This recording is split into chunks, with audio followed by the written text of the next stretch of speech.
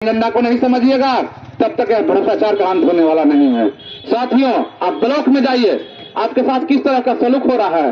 जो आपका काम करने वाला नौकर, उसकी तनख्वाह आपकी टैक्स के जो माध्यम से जमा पैसा है उसी से मिल रहा है, लेकिन आपके साथ सही से बात करने के लिए तैयार नहीं है।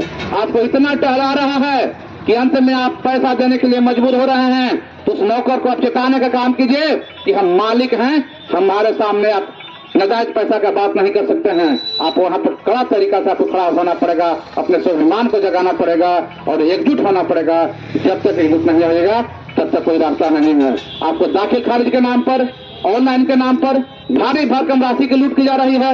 इंदिरा आवास में लूट किया जा रहा है, आपका शौचालय की राशि है उसमें लूट किया जा रहा है। इस बात को सब आप समझ रहे हैं कि आपका जेब काटा जा रहा है, आपकी पैसा को छीनने की साजिश की जा रही है। तो जो जिस तरह से चोर के साथ व्यवहार होता है उसी तरह से उसका साथ व्यवहार करने के लिए तैयार रहिए। आज गाँव गाँव कस्बे कस्बे से आप निकल जाइएगा तो हम समझते हैं किसी की ताकत नहीं है कि आपके सामने नाजायज करने का हिम्मत होगा। तो आपको हम यही कहना चाहते हैं कि आप गाँव गाँव कस्बे कस्बे से निकलिए, अपने स्वाभिमान को जगाइए, अपने मालिक का भाव को जगाइए। तब आपके साथ जो मनमानी हो रहा है, जो आप ही के तनख्वाह से जो पेमेंट और पेंशन पाने वाले लोग हैं, जो आपके साथ शोषण और दमन कर रहे हैं, उसका अंत होगा। इन्हीं सब बातों के साथ मैं आपको यह कहने आया हूं कि 13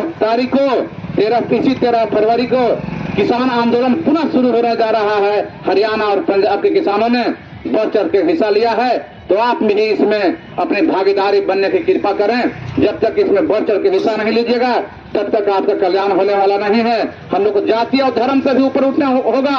नेताओं ने आपको जात पात में बांट दिया है, वो समझ रहा है कि हमको जात पात के नाम पर वोट मिल जाएगा, लेकिन उसको बताना होगा कि जिस तरह से अन्य कर्मचारी लोग संगठित हो गए हैं उस तरह से किसान और मजदूर को संगठित होना होगा और उसको बताना होगा कि अब हम संगठित हो गए हैं, हमारे हक अधिकार का कोई लूट नहीं कर सकता है। और साथियों, 8 राज्यों में निःशुल्क बिजली की व्यवस्था की गई है, लेकिन यहाँ बिजली विभाग का क्या हाल है यह आपको पता होगा। आज बिजली बिक गया है, अब सरकारी उपकरण नहीं रहा, इसको पूंजीपति के हाथ में दे दिया गया है। अब यहाँ बड़ा बड़ा छापा मारा जा रहा है। आपके यहाँ अभी बहुत जगह से जानकारी मिली है कि जो खेती पटवन कर रहे हैं किसान, उनके यहाँ छापा मारा गया है। जो कुट्टी काट रहे हैं उसके साथ छापा मारा गया है और उसके साथ जुर्माना इस तरह से किया जा रहा है कि समझिए कि उनको संपत्ति छीनने की साजिश की जा रही है। एक एक आदमी को 97,000 का जुर्माना, किसी का 89,000 का जुर्माना। ये कोई जुर्माना होता है भाई?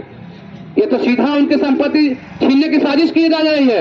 आज ब्लॉक में इतना नाजायज हो रहा है, आज हर विभाग में नाजायज हो रहा है। वहाँ कर्मचारियों को ऊपर इस तरह का जुर्माना काहे नहीं लगाया जा रहा है? अगर कर्मचारियों के अधिकारियों को ऊपर इस तरह का जुर्माना लगाया जाता तो हम समझते हैं किसी कर्मचारी को घूस मांगने का हिम्मत नहीं पड़ता। तो आज सिर्फ जनता को चूसने के लिए इस तरह का प्रोपेगेंडा तैयार किए हुए है। तो साथियों, गाँव में कस्बे से खड़ा होइए और इस तरह के जो नाजायज हो रहा है उसको अंत कीजिए।